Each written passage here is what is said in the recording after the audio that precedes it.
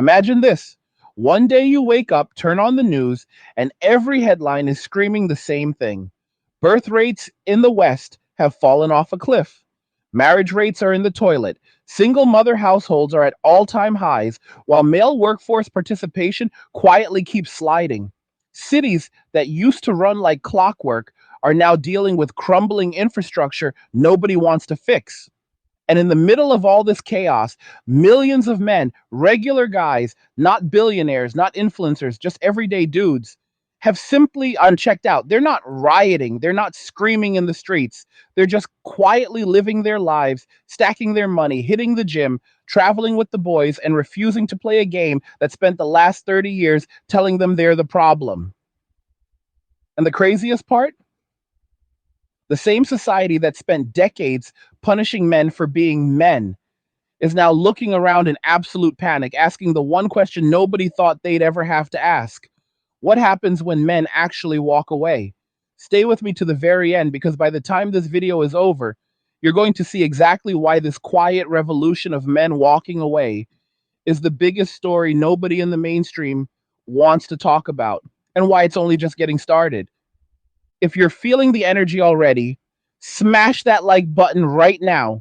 Share this video with every man you know who's been told he's toxic just for existing, and subscribe, because we drop new angry guy content every single week that the algorithm tries to hide from you.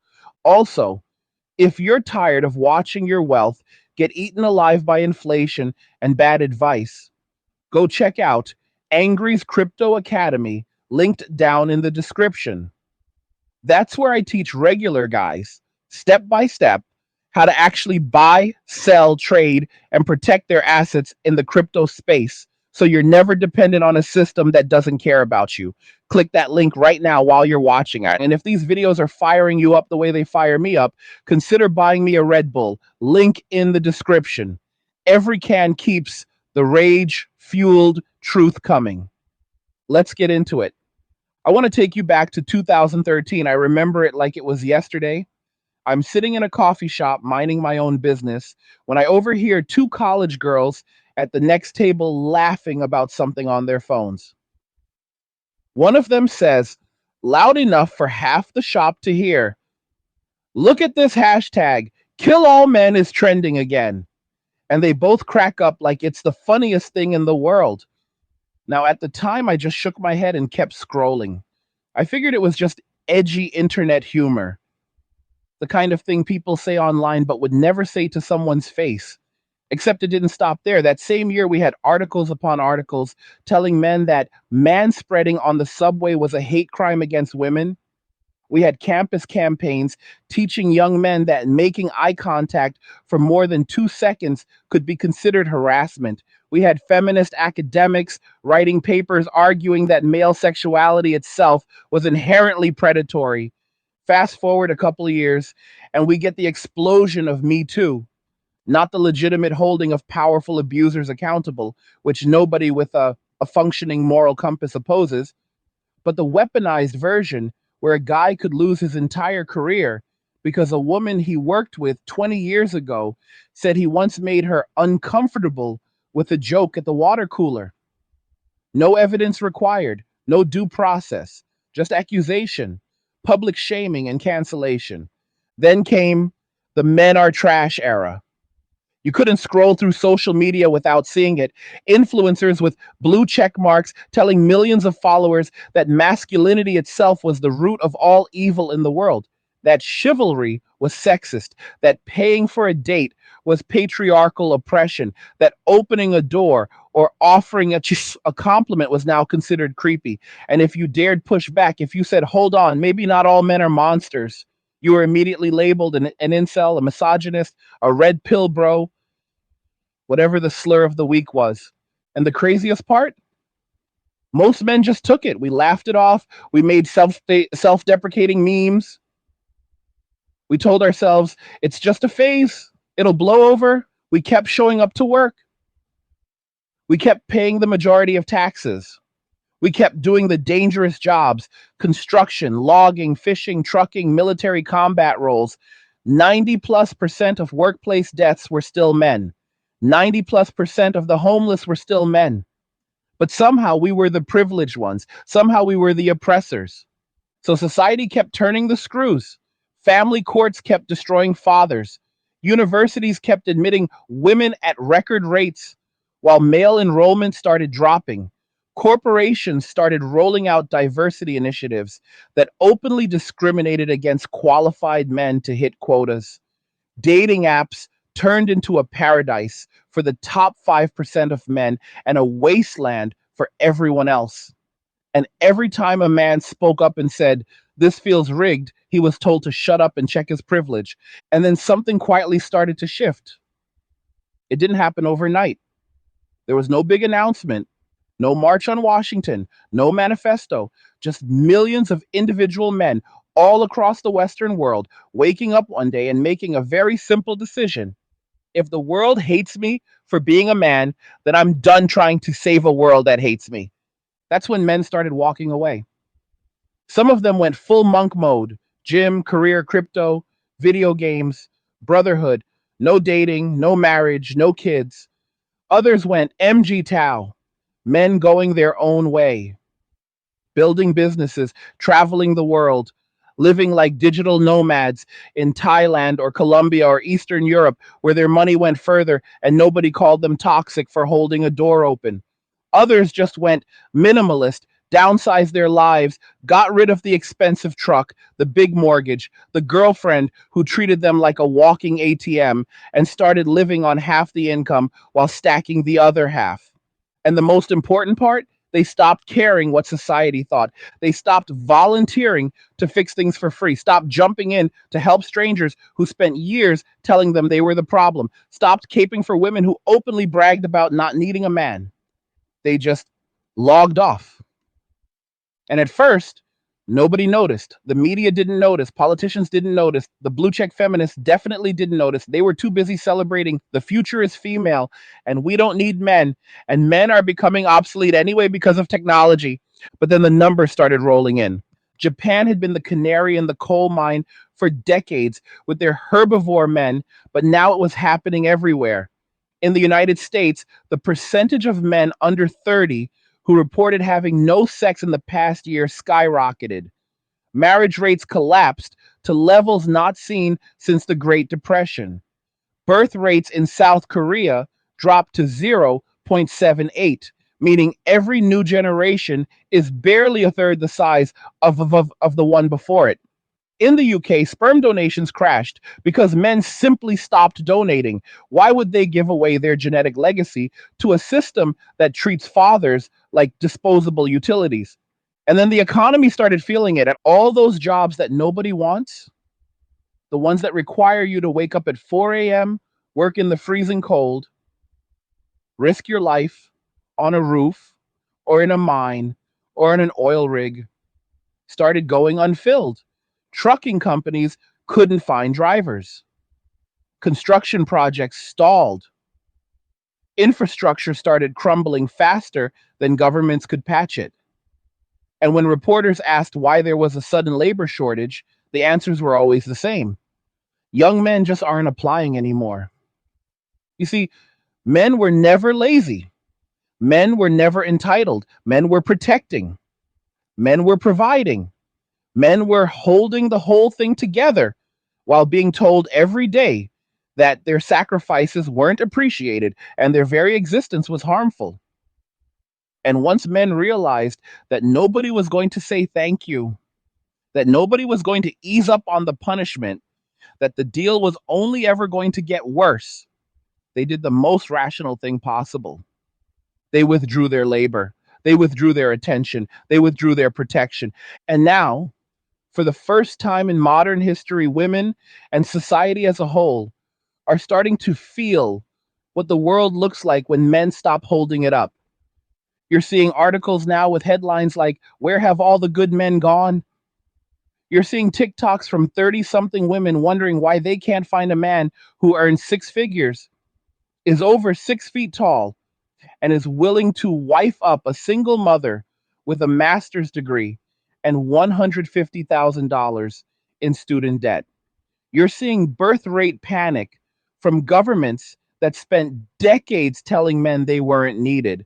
You're seeing economists scratching their heads, trying to figure out why productivity is stagnating while a huge percentage of working age men are disengaged from the workforce.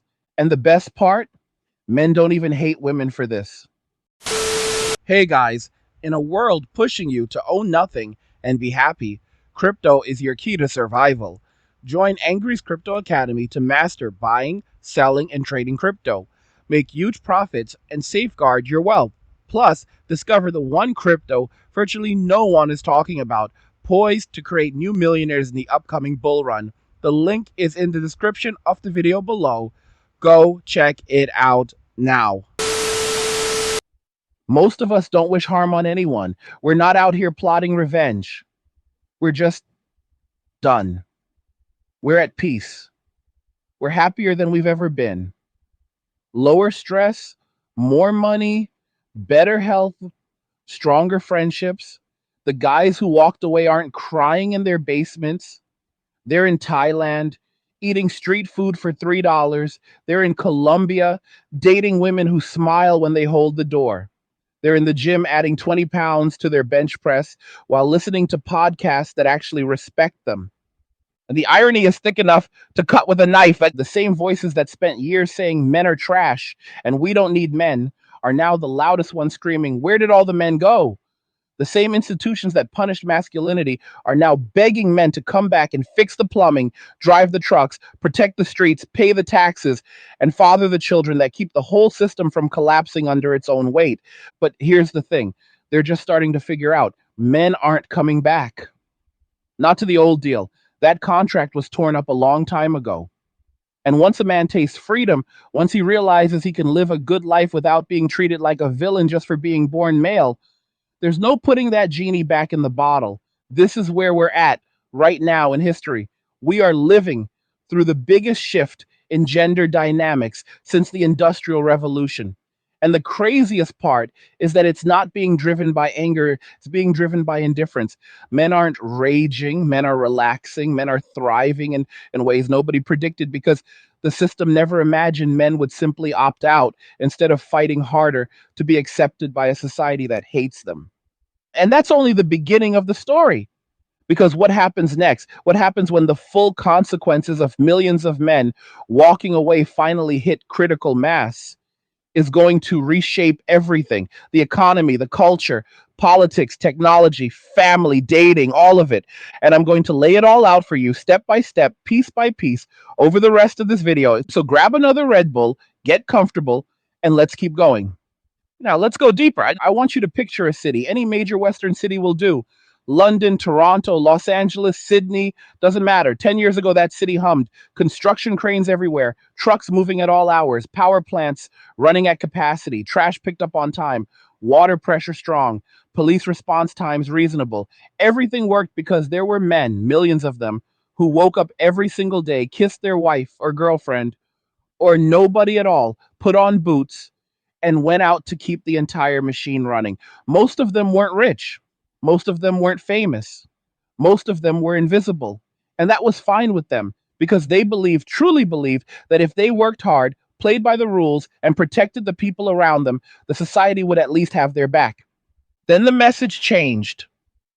The culture told those men in 1,000 different ways every single day that their protection wasn't wanted, their provision wasn't appreciated, and their very presence was suspect.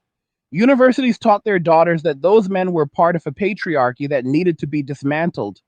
HR departments trained their coworkers to see them as potential threats.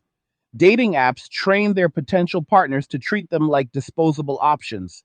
And the legal system, family courts especially, showed them in vivid detail what happens when a woman decides she's done with you.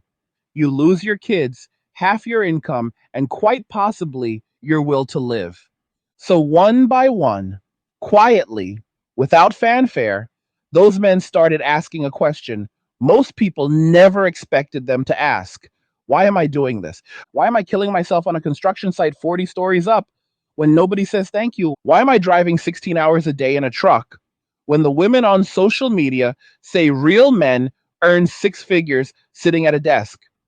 Why am I paying the majority of taxes into a system that funds degrees in gender studies that teach people to hate me?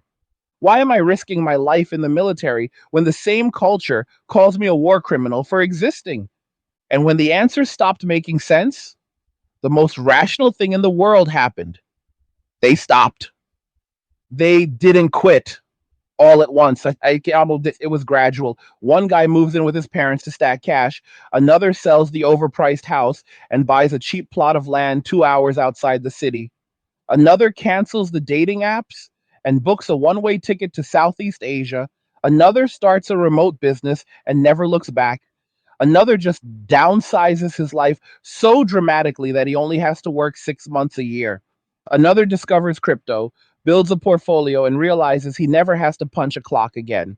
Individually, none of these moves register on the radar.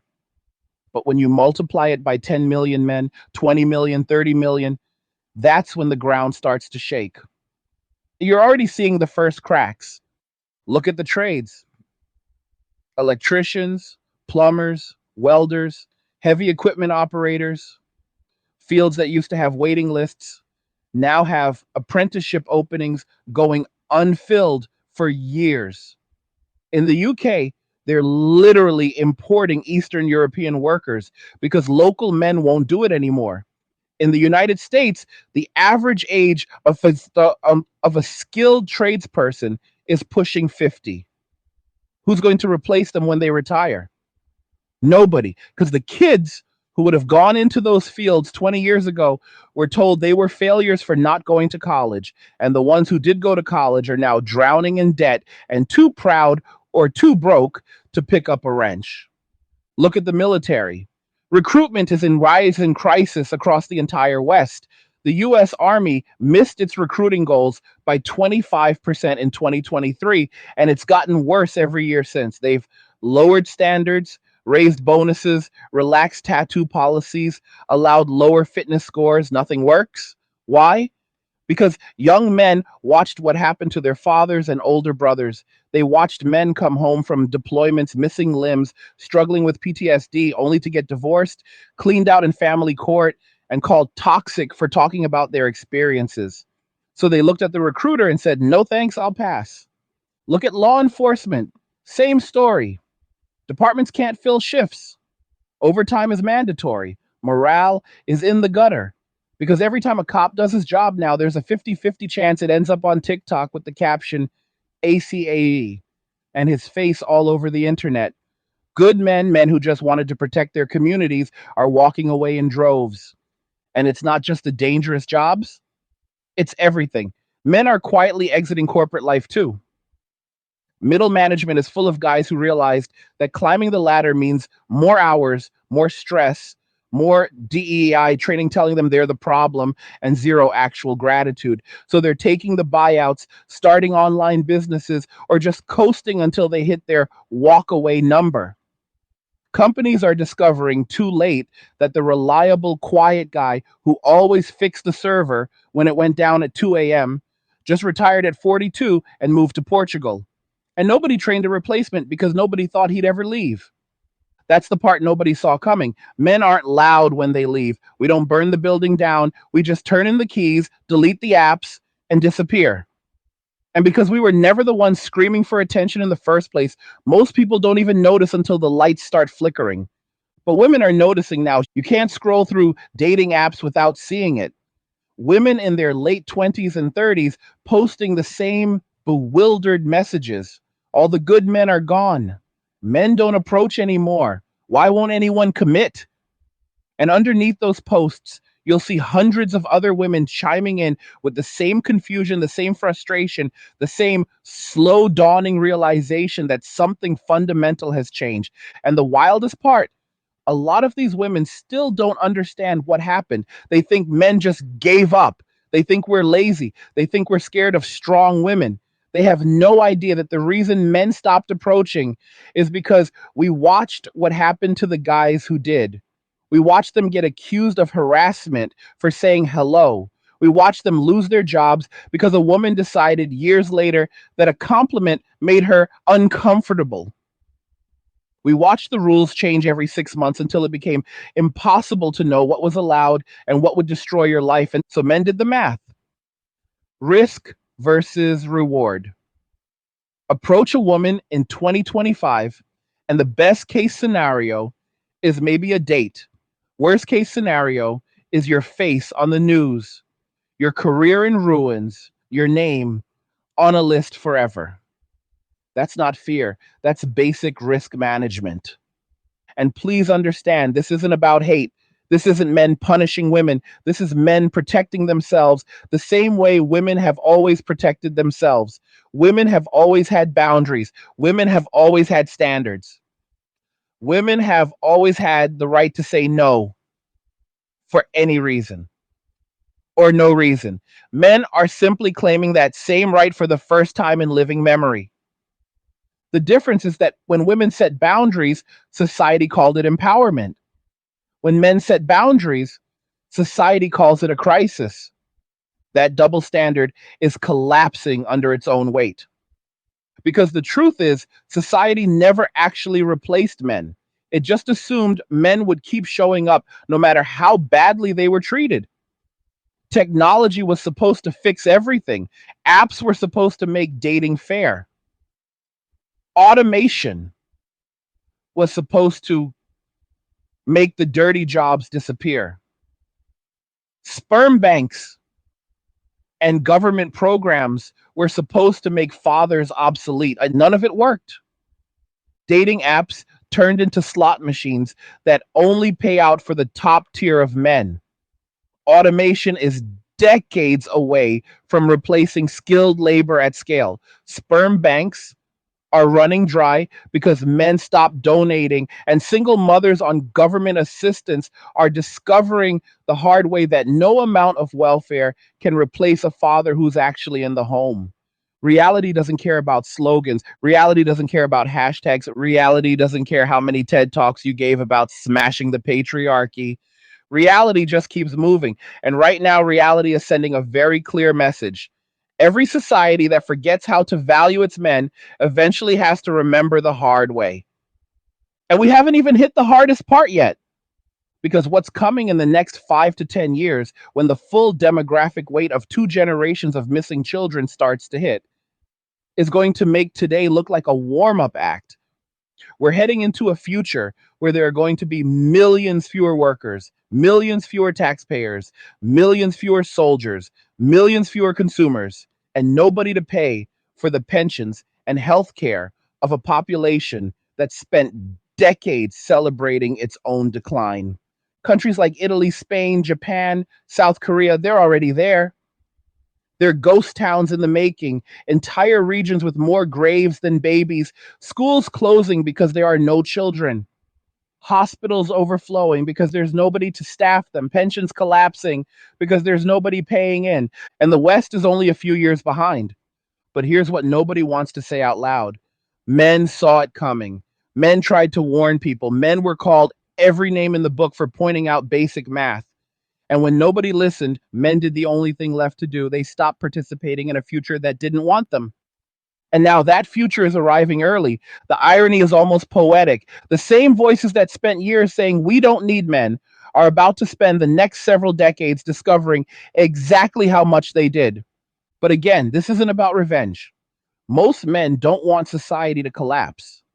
Most of us don't want anyone to suffer. We just want to live in peace. We want to be left alone to build the lives we want with the people who actually value us, in the places that still respect what we bring to the table. And the beautiful thing, that option exists now more than ever. Cheap flights, remote work, crypto, digital nomad visas, communities of like minded men all over the planet who've already made the jump. A man today can wake up in Medellin, work 4 hours, hit the gym, have dinner with friends, and go to sleep happier and richer than he ever was slaving away for a system that hated him. That's not coping, that's winning. And the more men wake up to that reality, the faster this shift accelerates. So when people ask, where have all the good men gone? The answer is simpler than they want to admit. We didn't disappear, we just stopped playing a game. that was rigged against us from the start. We went where we were respected, where our work is valued, where our presence is celebrated instead of tolerated. Some of us went to the gym. Some of us went overseas. Some of us went inward and built lives of quiet strength and unbreakable peace. But all of us, every single one, made the same discovery. Life is better when you stop trying to save people who keep telling you they don't want to be saved. And that, my friends, is the point of no return. Once a man reaches that point, once he's tasted real freedom, real respect, real peace, there is no offer big enough, no guilt trip strong enough, no amount of shaming that will ever drag him back into the plantation. The age of men sacrificing everything for a society that hates them is over. The age of men walking away has just begun. And we're still only scratching the surface of what that really means. Grab another sip of that Red Bull because we're about to go even deeper into where this is all heading, who's panicking the most right now, and why the next 10 years are going to be the wildest ride any of us have ever seen. Now, let's talk about the panic that's starting to bubble up in the places where power actually lives. Not the TikTok comment sections, not the angry Reddit threads. I'm talking about the think tanks, the government ministries, the corporate boardrooms, the central banks, the people who never cared about men until the numbers on their spreadsheets started flashing red. In 2023, a classified briefing leaked out of the South Korean government. Yes, the country with the 0.72 fertility rate that's now the lowest in recorded human history.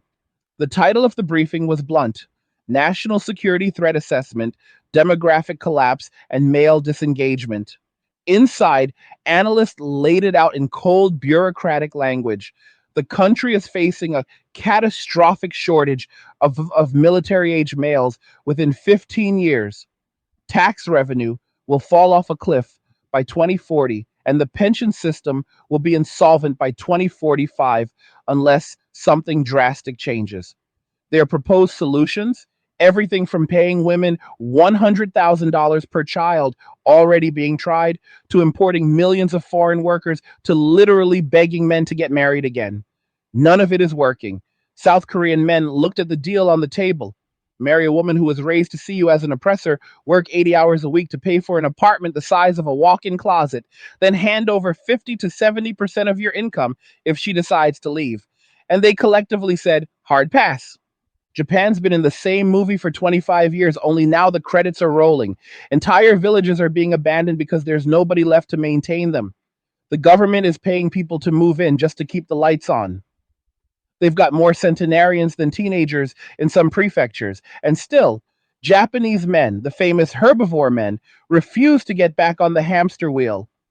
They're happy living in tiny apartments, playing gotcha games, eating cup noodles, and working just enough to keep the lifestyle going. The government calls it a crisis. The men call it peace. But the West thought it was immune.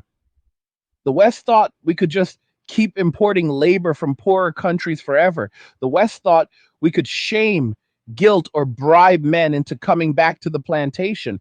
And for a long time, that almost worked.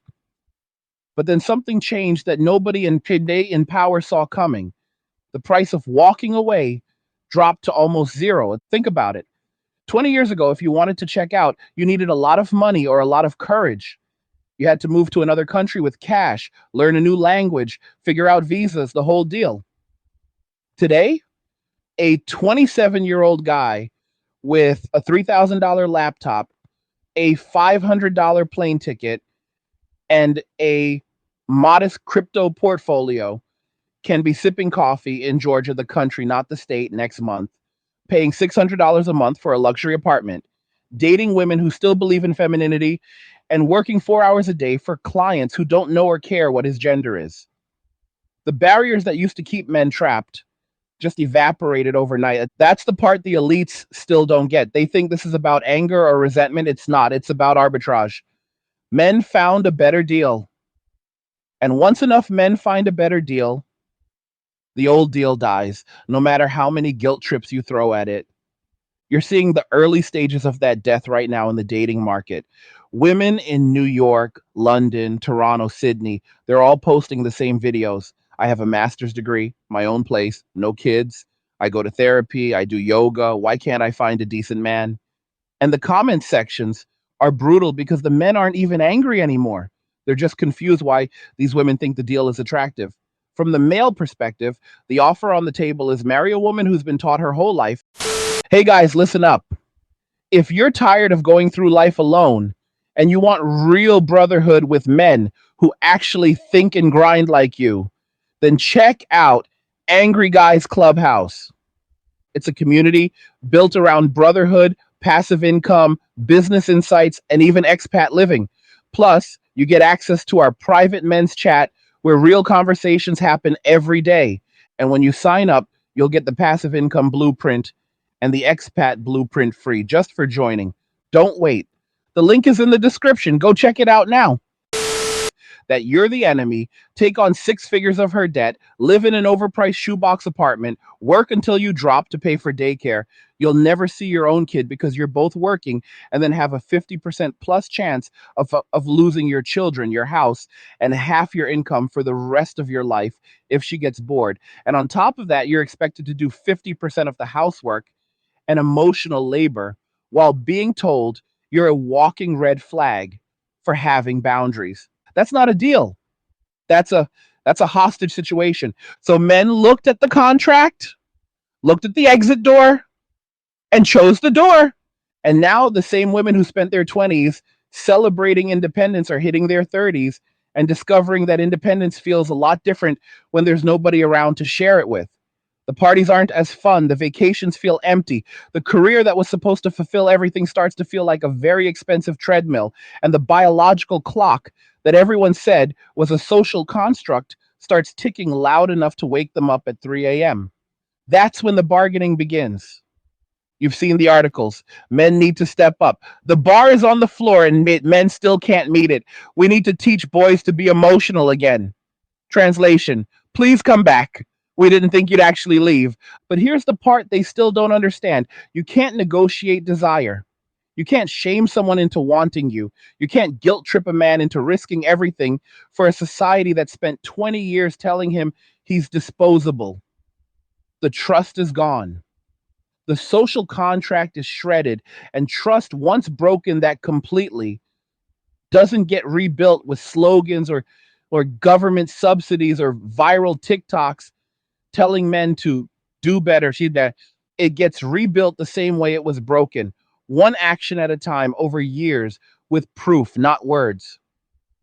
And right now, there is zero proof on the table that things are getting better. In fact, every indicator says they're getting worse. Family courts are still biased. Universities are still hostile to men. Corporations are still rolling out initiatives that treat maleness like a disease that needs to be cured. The culture is still celebrating women who brag about not needing men while simultaneously panicking that men believe them. So men keep walking. And the longer this goes on, the more permanent it becomes. Because every year that passes, another cohort of young men watches what's happening, listens to the older guys who already left, and decides the risk isn't worth it. Every year, another million men hit their financial independence number and quietly vanish from the system. Every year, another country rolls out the red carpet for remote workers, while the West doubles down on policies that make men want to leave. This isn't a phase. This isn't a temper tantrum. This is structural. This is generational. This is the biggest market correction in human history, and the asset being corrected is male effort. And markets, once they find a new equilibrium, don't just bounce back to the old price because someone cries about it. Now, I want to pause here and make something crystal clear because I know how this gets twisted. None of this is about hating women. This is not about punishing anyone. This is not about wanting society to collapse. Most men I know would still lay down their lives for the people they love. Most men would still help a stranger in distress. Most men are not monsters. We're just done volunteering to be treated like monsters. We're done being the only group it's socially acceptable to discriminate against. We're done being the only group expected to sacrifice while being told our sacrifices are proof of our privilege. We're done raising sons in a culture that teaches them to be ashamed of their own biology. We're not asking for much. We're asking for basic respect. basic fairness, basic reciprocity. And until that's back on the table, until the culture stops treating masculinity like a disease and starts treating it like a gift again, men will keep doing what rational actors do when the incentives are stacked against them, and they will keep walking away. And the craziest part, walking away is working. Men who go their own way are reporting the highest happiness levels in decades, lower rates of depression, lower rates of addiction, lower rates of suicide in the communities that embrace this lifestyle. They're physically healthier because they have time to train. They're financially healthier because they're not bleeding money into a system that hates them. They're mentally and emotionally healthier because they're surrounded by other men who have their backs instead of competing in a rigged game. That's not ideology, that's data. And data doesn't care about your feelings. Data doesn't care how many TED Talks you watched about toxic masculinity. Data just keeps printing the same result. When men are given a path to peace that doesn't require them to hate themselves, they take it. And once they take it, they don't come back. So the question isn't how do we make men come back? The question is, what does a society look like when enough men decide the old deal is dead forever?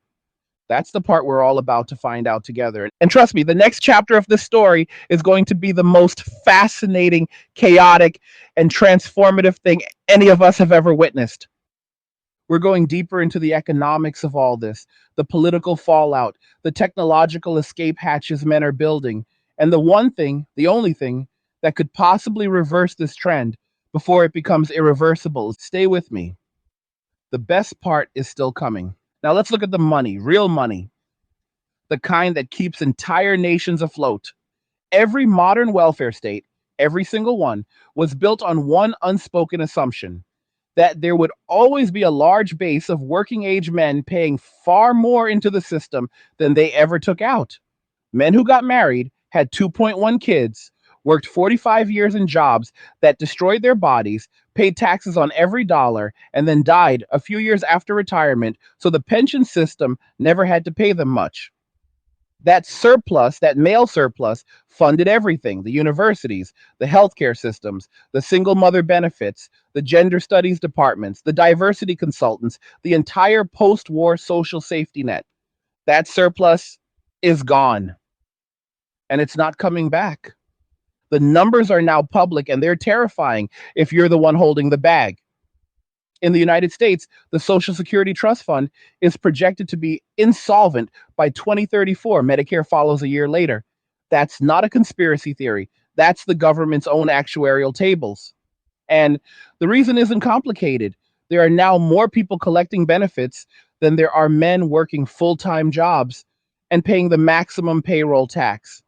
The ratio of workers per retiree has fallen from 16 to 1 in 1950 to less than 3 to 1 today, and it's heading to 2 to 1 by 2040. Who filled that gap for the last 70 years? Men. Men who never complained, men who just kept showing up. And now those men are either retiring early, working off the books, living overseas, or never entered the high tax workforce in the first place because they saw the game and said no thanks. The tax base is shrinking in real time, and governments know it. That's why you're suddenly seeing article after article about the boy crisis in education and male unemployment and quiet quitting among young men. They're not worried about the boys. They're worried about the revenue those boys were supposed to generate 30 years from now. Because without a steady supply of taxable male income, the entire welfare state becomes a Ponzi scheme with no new investors walking through the door. Look at what's already happening in Scandinavia, the progressive paradise everyone loved to point to. Sweden, Norway, Denmark, countries that spent decades celebrating gender equality, are now quietly rolling back some of the most generous paternity leave and single parent benefits because they can't afford them anymore. Why? Because the men stopped participating at the levels required to keep the system solvent. The Swedish government literally ran the numbers and realized that if male workforce participation keeps sliding at the current rate, they will have to cut benefits or raise taxes so high that even more men will leave the country. Same story in Canada. Trudeau's government just admitted that their immigration targets, the ones they swore would fix the demographic problem, are actually making the housing and healthcare crises worse because they're bringing in people who consume more in services than they pay in taxes. And guess who's not showing up to build the new houses or staff the hospitals? That's right. The same young men who were told their whole lives that construction and nursing were beneath them, or that working those jobs made them complicit in a colonial patriarchy. The irony would be hilarious if the stakes weren't so high. And it's not just government budgets. Corporate America is waking up to the same problem. Companies that spent the last decade bragging about how diverse and inclusive they were are now quietly realizing that the reliable middle manager guy who used to work 60 hours a week and never complained is gone. He took the early retirement package at 45, moved to Costa Rica, and now surfs every morning while running his e commerce business from a beach chair. The replacement pool? Overworked women who are burning out twice as fast because they're doing the job plus raising kids, and a generation of younger men who have zero loyalty because they already know the company will throw them under the bus the second a viral tweet says they looked at someone the wrong way. Productivity numbers are flatlining for the first time since the Great Depression, and no one in the C suite wants to say the quiet part out loud. A huge chunk of the workforce has emotionally checked out because the social contract that used to keep them engaged no longer exists. Even the dating app companies are feeling it. Tinder, Bumble, Hinge, all of them are reporting declining revenue growth because men stop swiping. Why pay for premium when the game is rigged and the downside risk is your entire reputation? Male users are down across the board. The apps are trying everything: verification badges, income displays, personality tests, but nothing works because the core product broke. Trust. Trust is the currency that everything else runs on. And once it's gone, no amount of features or subsidies brings it back. That's the real story here. This isn't about left versus right. It's not about traditional versus progressive. It's about trust, incentives, and arithmetic. You break trust with an entire gender for 2 generations. You change the incentives so dramatically that the old paths stop making sense. And then you act shocked when the math catches up. And the math is brutal. Every year that birth rates stay below replacement, the future tax base shrinks. Every year that male workforce participation slides, the current tax base shrinks. Every year that men keep leaving for lower cost countries, the consumer base shrinks. It's a triple death spiral that no amount of immigration or women entering the workforce can fix, because immigrants age too, and women were already in the workforce at near maximum levels. There is no replacement for motivated men. There never was. That's the secret nobody wanted to say out loud. So, where does this leave us? It leaves us at a crossroads that history has seen before, just never at the scale and never this fast. Option one: society doubles down on the same policies that created the problem.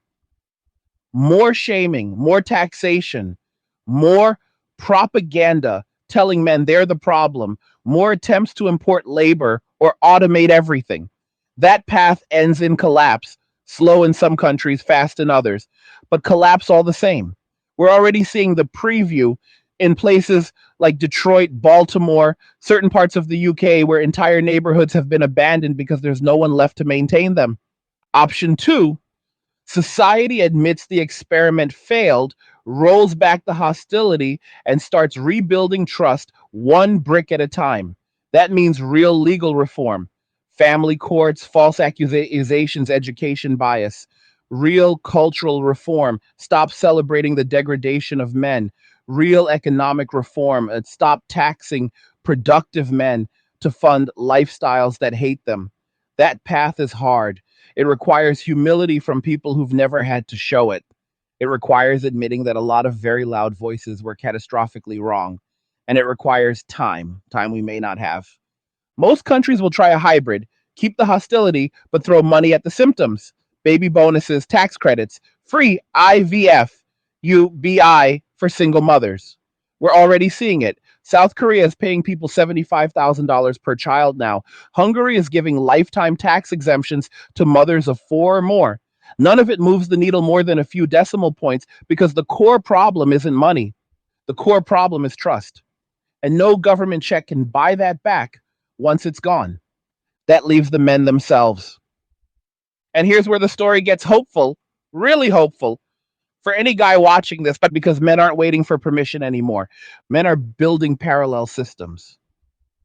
Look at the explosion of male only spaces, not the toxic ones the media loves to fearmonger about, but the healthy ones.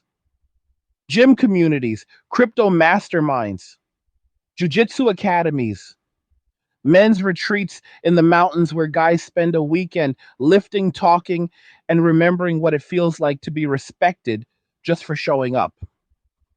These aren't hate groups. These are support groups for a gender that was told it wasn't allowed to have them. Look at the rise of remote work and location independence. Entire industries now run on Discord servers and WhatsApp groups where men from 10 different countries collaborate, stack money, and live wherever the cost of living is low, and the women still smile when you hold the door. Look at crypto and decentralized finance. Men who were locked out of traditional wealth building because they didn't want to play the corporate game are now building generational wealth with meme coins, DeFi yields, and NFT projects. The same system that called them losers for playing video games is now watching them make six figures trading JPEGs and yield farming stablecoins. Look at the fitness revolution. Men who were told their testosterone was toxic are now injecting it legally and medically supervised and turning themselves into walking proof that biology isn't a social construct. The average 25-year-old dude in these communities is stronger, leaner, and more disciplined than the average 1990s action star. These aren't broken men. These are upgraded men. Men who took the rejection, took the hate, took the rigged game, and turned it into the greatest self improvement wave in history. And the best part, they're doing it quietly. No need for validation, no need for applause, just results. That's the future. A world where men opt out of systems that hate them and build new ones that respect them. A world where a man's value is measured by his strength, his integrity, his ability to protect his circle, not by how much he's willing to let the world bleed him dry. A world where brotherhood is real again, where loyalty is currency, where peace of mind is the ultimate flex. And that world isn't coming someday. It's already here for the men who choose it. So if you're watching this and you feel that fire in your chest, that voice saying, enough is enough, listen to it. You don't have to hate anyone to walk away. You don't have to wait for society to fix itself. You just have to decide that your peace, your health, your wealth, and your future are worth more than a broken contract nobody ever intended to honor. The door is open. Millions of us have already walked through it. And on the other side, freedom, real freedom, the kind our grandfathers fought wars for and our fathers spent their lives chasing, only to realize too late that the game had changed. We're the generation that gets to write the new rules. And we're writing them in iron, crypto, muscle, and unbreakable brotherhood. That's the legacy of men walking away, not destruction, rebirth. So here we are at the end of this monster video. We started with a simple question. What happens when men actually walk away? And now you know the answer. Everything changes. Everything, that the economy, the culture, the future itself. And the craziest part, we're still in the early innings. And the next 10 years are going to make the last 10 look like a gentle warm-up. So my question to you is this. What did you think about everything we just went through? Do you see it happening around you? Do you agree this is the biggest story of our lifetime? Or do you think there's still time to turn the ship around the old way? Drop your thoughts in the comments. Yeah, respectful but real. I read every single one. And if this video hit you in the chest the way it hit me making it, do 3 things. Like the video if you liked it, subscribe because we're just getting started, and share this with every man you know who needs to hear that he's not crazy for wanting something better. All roads lead to MWA. Men walking away. And cheers. Nothing says you care like crypto. Nothing can compare. Nothing says you care like crypto. Oh, nothing can compare to crypto.